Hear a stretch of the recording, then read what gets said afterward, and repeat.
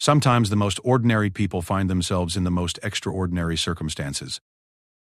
Sarah Martinez never imagined that her civilian contractor badge, the same plastic card she swiped every morning for coffee in the base cafeteria, would one day be the only thing standing between chaos and order. She wasn't a soldier.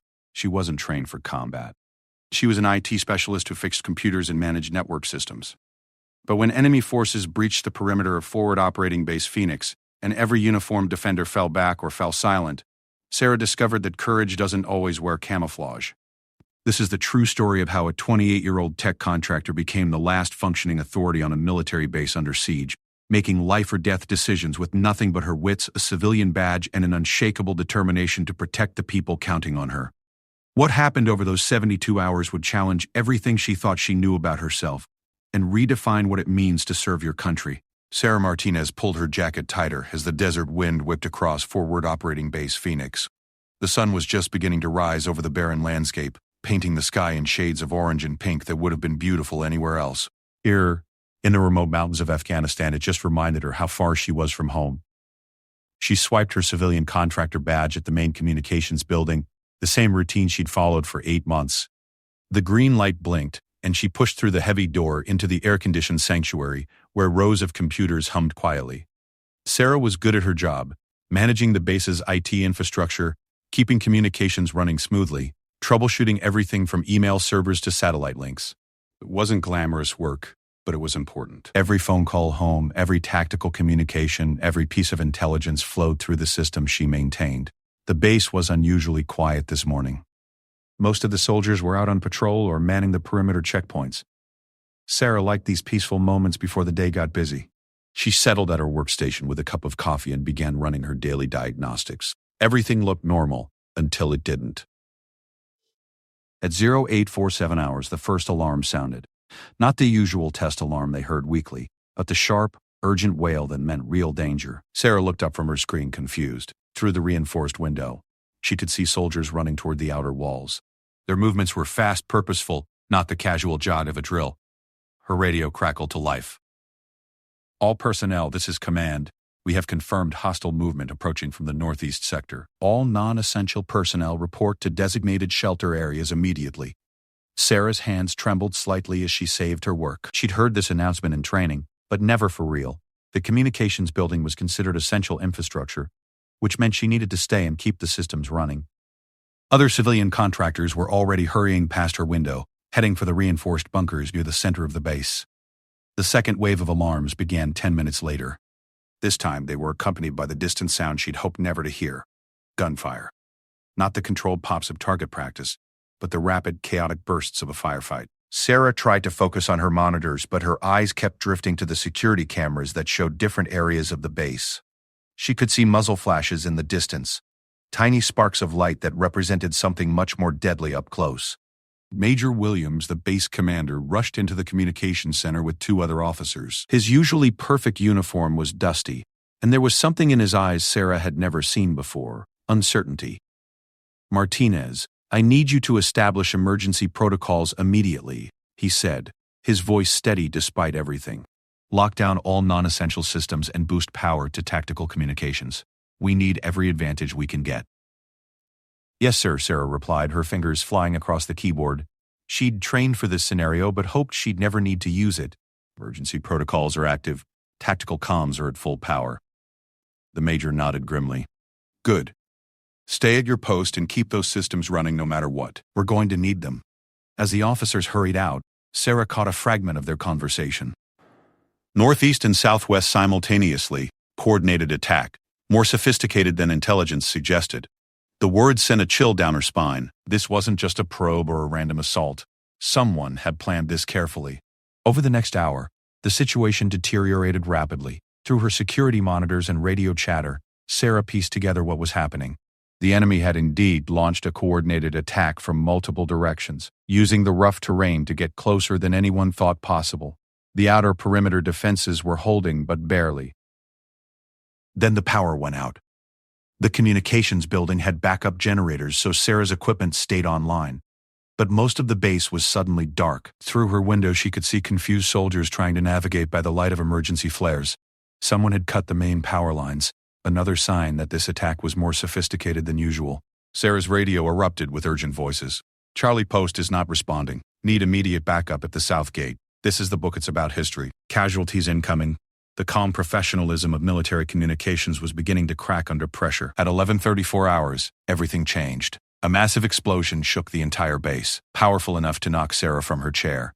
When she scrambled back to her feet, alarms were wailing everywhere, and thick black smoke was rising from the direction of the main command center. Her hands shook as she tried to raise command on the radio. Silence. She tried again, cycling through every frequency she knew. Nothing but static and the distant echo of gunfire. The realization hit her like a physical blow. The command center was gone, either destroyed or captured, but either way, no longer functioning. For several minutes, Sarah sat frozen at her workstation, trying to process what this meant. Did JSTAC daughter? Without central command, the base's defenses would become chaotic. Soldiers at different positions wouldn't be able to coordinate effectively. Medical teams wouldn't know where casualties were heaviest. Supply lines would break down. And she was the only one left with access to the communications network that could tie everything together. Sarah had never been in charge of anything more complicated than a server maintenance schedule. She wasn't a military officer. She didn't have tactical training. But as she listened to the increasingly desperate radio chatter from isolated units around the base, she realized that her civilian contractor status didn't matter anymore. The systems she'd maintained for 8 months were now the only thing keeping the defenders connected. Her first decision was to establish herself as a communications hub. She began reaching out to every unit she could contact, letting them know that communications were still operational and that she could relay messages between positions. Most of the responses were surprised. They hadn't expected to hear from a civilian contractor in the middle of a battle. "This is Sergeant Kelly at the Northeast Checkpoint," came one voice, strained and urgent. "We've got wounded here, and we're running low on ammunition. Need immediate support." Sarah felt her heart racing as she realized that people's lives now depended on decisions she would make. She quickly checked her database of base personnel and locations. "Sergeant Kelly, I'm patching you through to Medical Team Alpha. They're about 200 meters from your position." She switched frequencies. "Medical Alpha. This is base communications. I have wounded at Northeast Checkpoint. Coordinates follow." For the next 2 hours, Sarah became the invisible backbone holding the base's defense together. She relayed casualty reports to medical teams, coordinated ammunition deliveries to positions that were running low, and helped isolated units reconnect with friendly forces. Her civilian contractor badge, which had always seemed like a barrier between her and the soldiers, now became irrelevant. She was saving lives, and nobody cared about her official status. But the enemy was advancing. Through her security cameras, Sarah watched with growing alarm as hostile forces moved closer to the inner perimeter. They were well-equipped and clearly knew the base layout, suggesting inside intelligence or careful reconnaissance. Worse, they seemed to be targeting key infrastructure deliberately. First the power grid, then the command center, now the communications towers. At 14:45 hours, Sarah's worst fears were confirmed.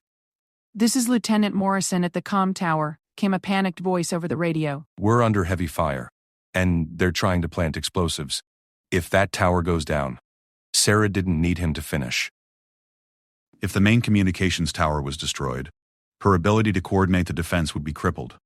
Most units would lose contact entirely. The base would become a collection of isolated positions, easy to defeat one by one. "Lieutenant Morrison, this is base communications," she said, surprised by how steady her own voice sounded. "What do you need?"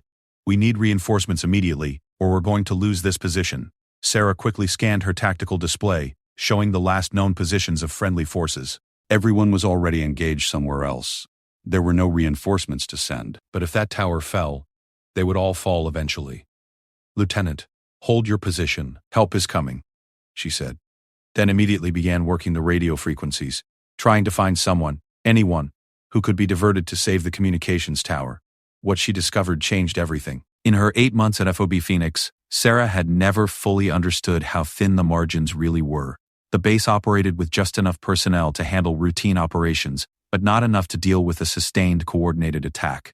Every soldier was already committed to defending their assigned sector. There were no reserves, no cavalry waiting to ride to the rescue. Sarah stared at her tactical display, watching red enemy symbols move closer to blue friendly positions.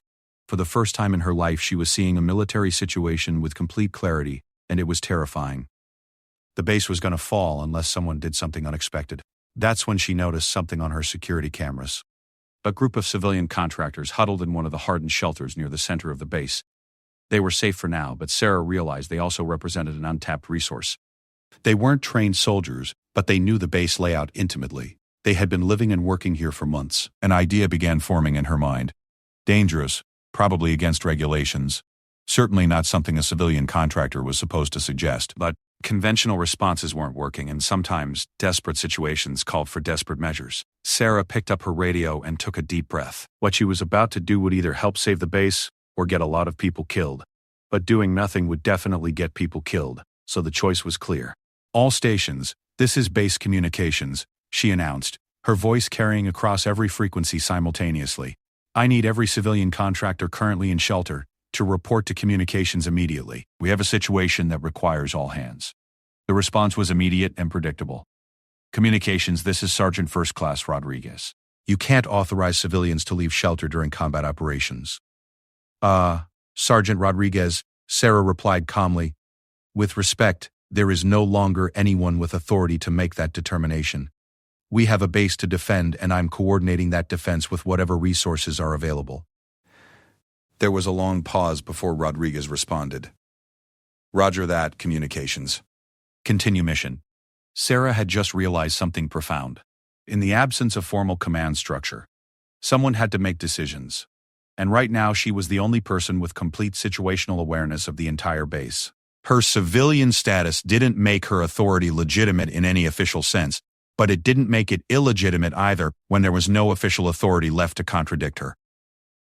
Within 20 minutes, 17 civilian contractors had made their way to the communications building. They were scared, confused, but ready to help. Sarah looked at their faces. It's specialists, mechanics, construction workers, logistics coordinators, people who had signed up to support military operations, not participate in them directly. I know this isn't what any of us expected, she told them honestly, but right now, we're the only reserve force available. I'm not asking anyone to fight, but I am asking everyone to help however they can. What happened next would become the foundation of everything that followed. Instead of civilians and soldiers operating in separate spheres, FOB Phoenix became something unique, a completely integrated defense where every person contributed according to their abilities. Regardless of their official role, Sarah assigned tasks based on each person's skills and knowledge. Mike the mechanic knew every vehicle on the base and could coordinate emergency repairs. Lisa from logistics could track ammunition and supplies better than anyone. James from construction understood the physical layout of every building and potential weakness in the defensive perimeter. But the most important thing Sarah did was establish herself as the central decision-making authority, not because anyone appointed her, not because regulations said she should be, but because someone needed to be, and she was the only person in a position to see the complete picture. As the sun began to set on what would later be called the longest day in FOB Phoenix's history, Sarah Martinez had transformed from a civilian contractor into something the military didn't have a name for, a battlefield commander who had never attended officer training, leading a defense that would either save everyone on the base or become a cautionary tale about what happens when civilians try to play soldier. The real test was still coming. The second night at Forward Operating Base Phoenix began with an eerie silence that made Sarah's skin crawl. After nearly 12 hours of continuous combat, the sudden quiet felt more ominous than the gunfire had. She stood at the window of the communications center watching shadows move across the compound in the pale moonlight, trying to determine which ones were friendly patrols and which might be something else entirely. Her makeshift command center had evolved throughout the day. What started as her simple IT workstation had become the nerve center for the base's entire defensive operation. Maps covered every available surface, marked with colored pins showing friendly positions in blue and last known enemy locations in red. Radio equipment hummed constantly, maintaining contact with scattered defensive positions. The 17 civilian contractors who had answered her call were now functioning as an unofficial staff, each managing different aspects of the crisis. Sarah hadn't slept in over 30 hours, but adrenaline and necessity kept her alert. Every few minutes, another report came in that required immediate attention. Medical supplies running low at the south perimeter. Ammunition shortage at Checkpoint Charlie. 3 soldiers trapped in a damaged bunker near the outer fence. Each problem demanded solutions she wasn't trained to provide, but somehow she kept finding ways to help. Mike Chen, the base mechanic, approached her workstation with a grim expression. He'd spent the afternoon performing miracles with damaged vehicles, keeping the base's mobility operational despite multiple hits from rocket-propelled grenades. Now he looked exhausted and worried. Sarah, we need to talk about the fuel situation. he said quietly, glancing around to make sure the soldiers present couldn't overhear.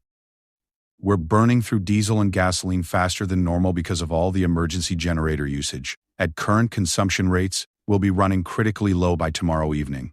Sarah felt her stomach drop. Fuel was one of those resources she'd always taken for granted. The generators that kept her communications equipment running, the vehicles that transported wounded soldiers to the medical station, the emergency lighting that allowed defensive positions to function after dark. Everything depended on fuel that was apparently running out. How long exactly? She asked, pulling up supply inventories on her computer. 18 hours, maybe 20 if we start rationing immediately, Mike replied. But rationing means shutting down non-essential systems. Sarah looked around the communications center. Every piece of equipment here was essential to coordinating the defense. But she also knew that other positions throughout the base had their own power requirements. Someone would have to decide what stayed operational and what got shut down. Another decision she wasn't qualified to make but would have to make anyway. Before she could respond to Mike, her radio crackled with an urgent transmission. Base communications, this is Corporal Jackson at Observation Post 7. We've got movement in Sector 4, approximately 200 meters northeast of our position. Looks like they're setting up some kind of equipment. Sarah immediately switched to the security camera network, cycling through available views of Sector 4. What she saw made her blood run cold. In the green glow of night vision, she could clearly see enemy forces assembling what looked like a mortar position. If they completed that setup, they would be able to shell the interior of the base with devastating accuracy. Corporal Jackson, how many hostiles do you count? At least 8, possibly more. They've got heavy equipment and they're working fast. Sarah quickly referenced her tactical map. Observation Post 7 was one of the most remote positions on the base perimeter, manned by only 3 soldiers. They didn't have the firepower to engage 8 or more enemies with heavy weapons. But they were also the only friendly forces close enough to disrupt the mortar setup before it became operational. Jackson, what's your assessment of the threat level if that position becomes operational? There was a pause before the corporal responded. Ma'am, if they get that mortar working, they can hit anywhere inside the base perimeter. Medical station, communications, living quarters, everything. We need to stop them. Sarah closed her eyes for a moment, trying to think clearly despite the pressure. Every option seemed to lead to bad outcomes. Send Jackson's small team to attack a superior force, and they would likely be killed or wounded. Do nothing, and the enemy would soon be able to target any position on the base with indirect fire. Then Lisa Park, the logistics coordinator, appeared at her elbow with a tablet showing supply manifests. Sarah, I overheard the radio traffic. I think I might have a solution. Lisa had proven invaluable throughout the crisis, tracking ammunition, medical supplies, and equipment with an efficiency that amazed even the military personnel. If she had an idea, Sarah was ready to listen. What are you thinking? Sarah asked. Remember those construction charges we had stored for the runway expansion project? Don't. They're still in Warehouse 7, about 400 meters from Sector 4. If we could get them to the right position. Sarah understood immediately. The construction explosives weren't military ordnance, but they would certainly be powerful enough to disrupt an enemy mortar position. The problem was getting them close enough to be effective and detonating them at the right time. That's assuming we can get someone close enough to place them, Sarah pointed out. Actually, Lisa said, consulting her tablet, James Morrison knows every service tunnel and maintenance access on this base. Some of those tunnels run pretty close to the outer perimeter. James Morrison, the construction supervisor, had joined their ad hoc command team earlier in the day. He'd been coordinating emergency repairs to damaged buildings, but his detailed knowledge of the base infrastructure might now prove even more valuable. Sarah called James over and explained the situation. His weathered face grew thoughtful as he considered the possibilities. There's a drainage tunnel that runs from the main complex to an outfall about 50 meters from Sector 4, he said slowly. It's big enough for a person to crawl through, but it exits pretty close to where those hostiles are setting up. Close enough to place charges effectively, but whoever goes in there won't have much cover getting back out. Sarah stared at the tactical display, weighing impossible choices. Sending anyone into that tunnel was essentially a suicide mission, but allowing the enemy to complete their mortar position would endanger everyone on the base. I'll go, James said quietly. I know the tunnel system better than anyone else. No, Sarah replied immediately. You're not military. None of us are. We can't ask civilians to. Sarah, James interrupted gently, look around. We stopped being just civilians about 12 hours ago. We're all in this together now. Before Sarah could respond, Corporal Jackson's voice came over the radio again. Base communications. Enemy activity is increasing in Sector 4. They're bringing in more equipment. We need to act fast. Sarah felt the weight of command settling on her shoulders like a physical burden. In the past day, she'd made dozens of decisions that affected people's lives, but this was different. This was deliberately sending someone into harm's way, knowing they might not come back. But she'd also learned something about leadership that no textbook could have taught her. Sometimes the hardest decisions were also the most necessary ones. And sometimes civilians rose to challenges they never expected to face. "James, if you're serious about this, we'll give you every advantage we can," she said finally. "But I need you to understand the risks. I understand them better than you think." James replied, "I've got 2 kids back home who are counting on their dad coming back from this deployment. But they're also counting on me to do what's right when it matters." Over the next hour, Sarah coordinated the most complex operation she'd ever managed. Using James's knowledge of the base infrastructure and Lisa's inventory of available materials, they planned a route that would get him close to the enemy position with the best chance of success and survival. Mike Chen modified one of the maintenance carts to carry the construction explosives silently. James studied blueprints of the drainage system, memorizing every turn and potential obstacle. Lisa calculated timing requirements for the charges, ensuring maximum effectiveness against the mortar position. Meanwhile, Sarah coordinated with Corporal Jackson and the other perimeter positions to create a distraction that would draw attention away from Sector 4 at the crucial moment. It wasn't a perfect plan, but it was the best they could develop with available resources and time constraints. At 0230 hours, James Morrison entered the drainage tunnel carrying 40 pounds of construction explosives and a radio with limited battery life. Sarah tracked his progress through a combination of his whispered reports and security cameras positioned along his route. "I'm at Junction 7, came his voice, barely audible over the radio static. So far so good. Sarah watched her tactical display, coordinating the movements of multiple teams across the base. The distraction attack was scheduled to begin in 12 minutes, which should give James time to reach his position and prepare the charges. But warfare rarely follows schedules. At 0238 hours, enemy forces launched their own coordinated attack against 3 different points on the perimeter simultaneously. Suddenly, Sarah found herself managing not just the covert operation against the mortar position, but a full-scale assault on multiple fronts. "Base communications, this is Lieutenant Davis at the main gate. We're under heavy fire and they're trying to breach the outer barriers." "Communications, this is Sergeant Martinez at Checkpoint Alpha. We've got vehicles approaching from the southwest, armed hostiles dismounting." "Base communications, medical station reports multiple casualties incoming, requesting immediate evacuation support." Sarah's makeshift command center erupted into controlled chaos as every member of her civilian team worked to coordinate responses to the simultaneous crises. Lisa tracked medical supplies and casualties. Mike monitored vehicle status and fuel consumption.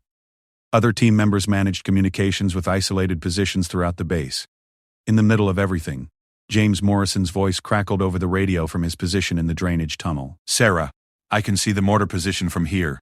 They've got it almost operational, but they've also got sentries posted that weren't there before." Sarah's heart sank.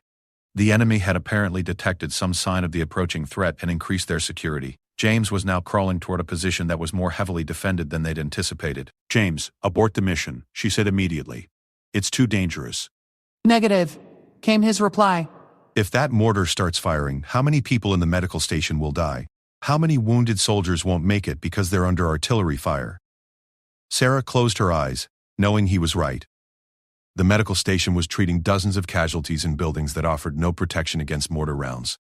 If the enemy position became operational, the humanitarian cost would be devastating. "Your call, James," she said finally.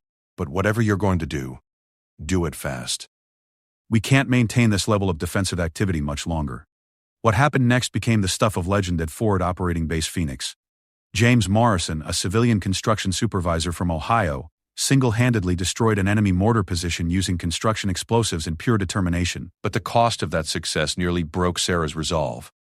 The explosion in Sector 4 lit up the night sky like a miniature sunrise. Through her security cameras, Sarah watched the enemy mortar position disappear in a ball of flame and debris. James had succeeded beyond their wildest hopes. The threat was completely eliminated.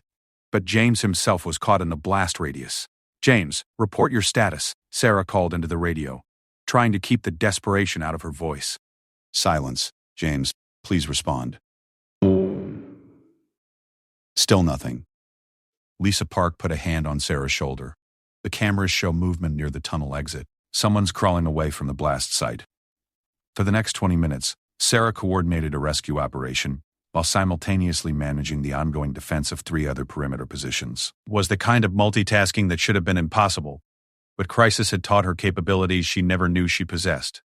When the rescue team finally reached James Morrison, he was unconscious but alive, badly injured but alive. As they carried him to the medical station, Sarah realized that her first real command decision had succeeded, but at a cost that would haunt her for the rest of her life. The enemy attacks continued sporadically throughout the remainder of the night, but without the mortar position, they lacked the coordination and firepower to achieve a breakthrough. By dawn, it became clear that the assault was beginning to lose momentum. But Sarah's challenges were far from over. The fuel situation had become critical, forcing difficult choices about which systems to keep operational. Medical supplies were running dangerously low. Most importantly, she'd received no word from higher command about reinforcements or evacuation. Forward Operating Base Phoenix was holding, but barely. And Sarah Martinez, a civilian contractor who'd never wanted anything more than to maintain computer networks, had become the de facto commander of a military installation under siege. As the sun rose on the second day, painting the mountains in those same beautiful colors that now seemed like a mockery of their desperate situation, Sarah realized that the hardest decisions still lay ahead. The third day at Forward Operating Base Phoenix began with a discovery that changed everything Sarah thought she knew about their situation. At 0600 hours, while conducting her morning status review, she noticed something unusual in the communications logs.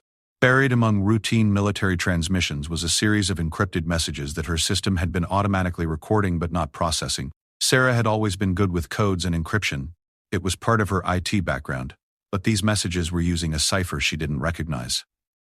However, after 2 hours of analysis with help from Lisa Park, who had a mathematics degree, they made a breakthrough that sent chills down Sarah's spine. The messages weren't from military command. They were from someone inside the base, providing detailed intelligence to the enemy forces outside. Someone had been feeding information about defensive positions, supply levels, patrol schedules, and personnel movements to the very people who were trying to kill them all. "This explains everything," Lisa whispered, staring at the decrypted text on Sarah's computer screen. How they knew exactly when to cut the power. How they targeted the command center so precisely. How they'd been staying one step ahead of every defensive move we've made. Sarah felt sick to her stomach as the implications sank in. For 3 days, she'd been making tactical decisions based on the assumption that they were fighting an external enemy. Now she realized they'd been fighting a war on 2 fronts. Against the forces outside the wire, and against a traitor inside who was undermining every effort to defend the base. The decrypted messages revealed operational details that only someone with significant access could have known. This wasn't a low-level opportunist or someone acting under duress. This was someone in a position of trust and authority, someone who had been planning this betrayal for weeks or months. "We need to identify this person immediately," Sarah said, her voice harder than Lisa had ever heard it. "Every decision I've made, every position I've reinforced, every casualty we've suffered, it's all been compromised from the beginning. But identifying the traitor wouldn't be simple." The encrypted messages were being transmitted through the base's own communication system but routed through multiple relay points that obscured their origin. Whoever was doing this understood the network architecture well enough to hide their tracks. Sarah spent the next 4 hours conducting the most important investigation of her life. Using her administrative access to the communication system, she traced every message, analyzed transmission patterns, and correlated timing with personnel movements throughout the base. It was painstaking work, made more difficult by the need to maintain operational security while the base was still under threat. The breakthrough came when she realized the traitor had made one critical mistake. Each encrypted message was transmitted during specific shift changes, when communications traffic was naturally higher and individual transmissions were less likely to be noticed. But Sarah's system logs recorded exact timestamps for every piece of data that passed through the network. Cross-referencing transmission times with personnel schedules, Sarah discovered that the encrypted messages consistently occurred during the duty periods of 3 possible individuals. 2 of them were soldiers she'd been coordinating with throughout the crisis, people who had risked their lives following her orders. But the third name on the list made her feel like she'd been punched in the stomach. Master Sergeant Robert Kane, the senior non-commissioned officer who had been second in command before the attack began. The man who had helped coordinate defensive positions during the first day of fighting. The person she had trusted with some of her most sensitive tactical information. Sarah stared at Kane's personnel file on her computer screen, trying to reconcile the helpful professional soldier she'd been working with for 3 days with the traitor who had been systematically undermining the base's defenses. But the evidence was undeniable. Every encrypted transmission coincided with Kane's shift periods. and the level of detail in the messages matched his access to operational information. "What do we do now?" Lisa asked quietly.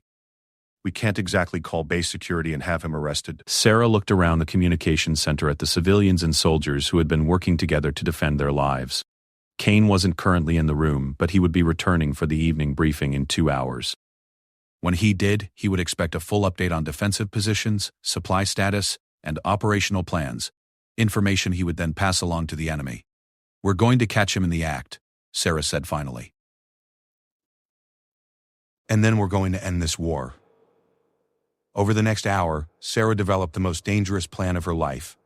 Instead of confronting Kane directly or trying to isolate him, she decided to feed him false information and use his treachery against the enemy forces outside.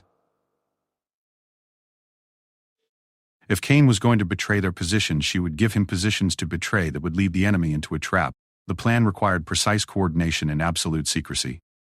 Sarah could only confide in the people she was certain weren't involved in the betrayal. Her team of civilian contractors and a handful of soldiers she had personally verified through the communications logs. At 1800s, Kane arrived for the evening briefing as expected. Sarah watched his face carefully as she provided false information about defensive weaknesses at Checkpoint Alpha and a fabricated plan to evacuate wounded personnel through the northeast sector during the night. Kane listened attentively, asked appropriate questions, and showed no outward sign of deception.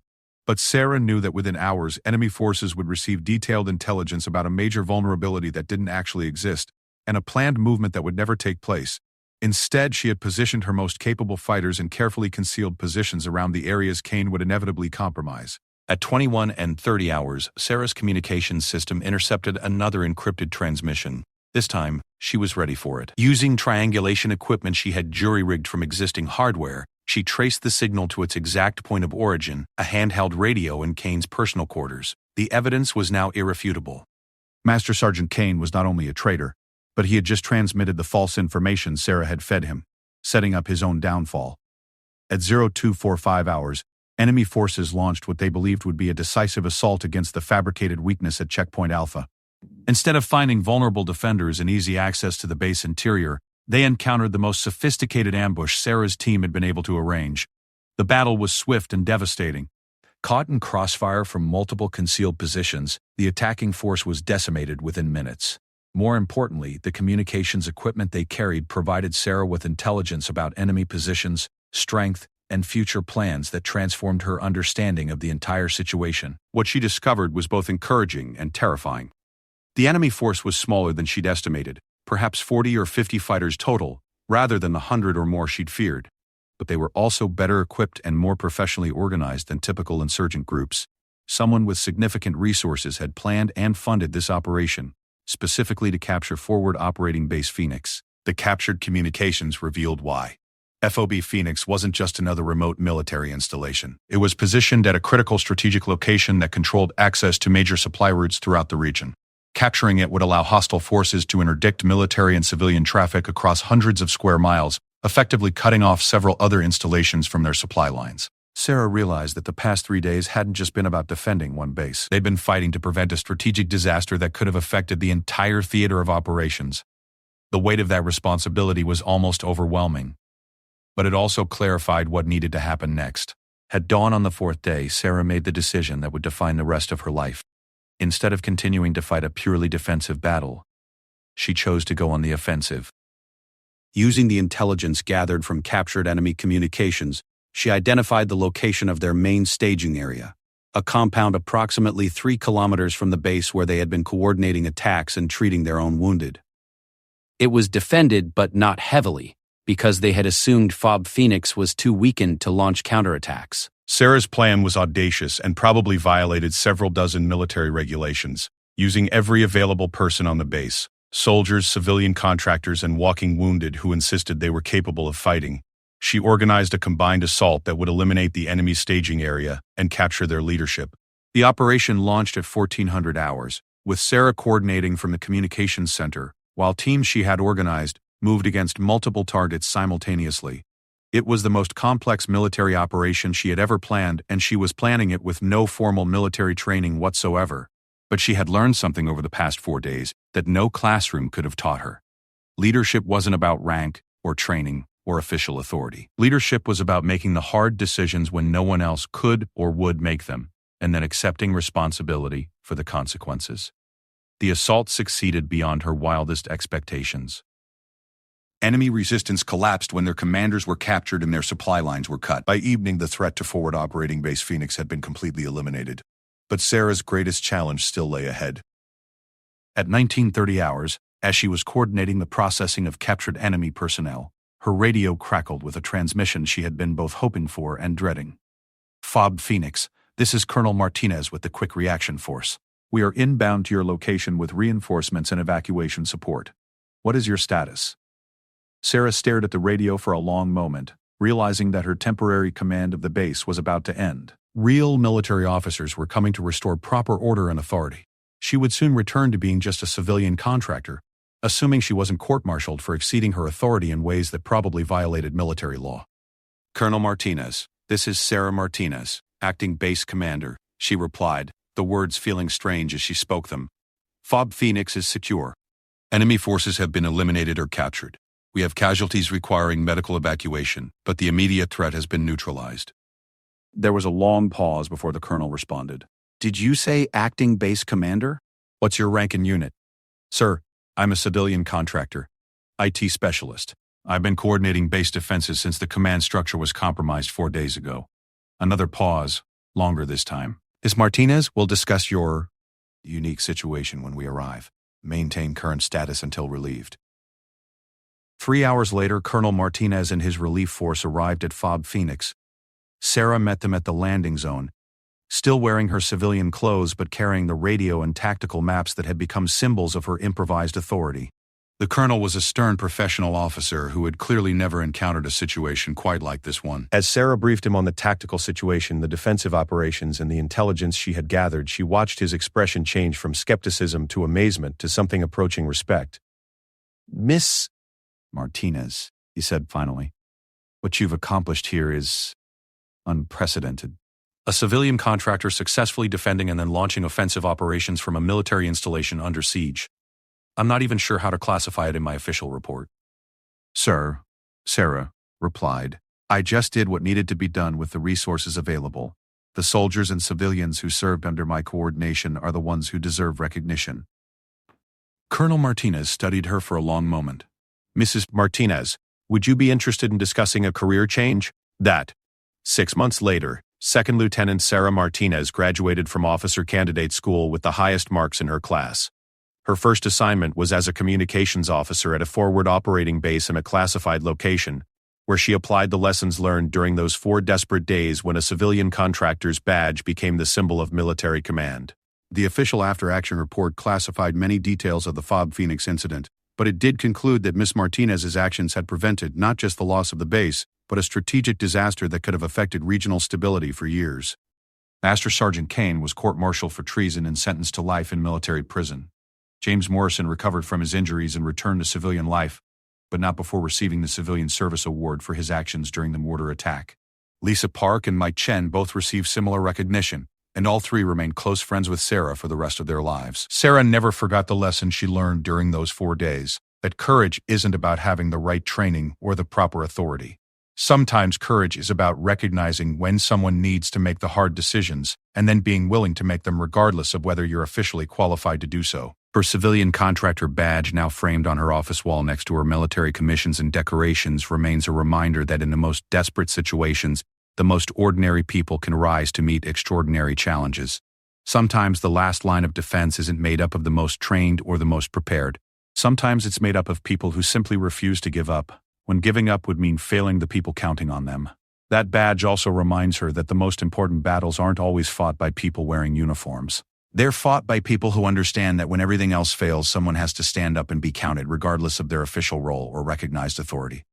Sarah Martinez learned that lesson in the hardest possible way, but she learned it well enough to build a lifetime of service around it.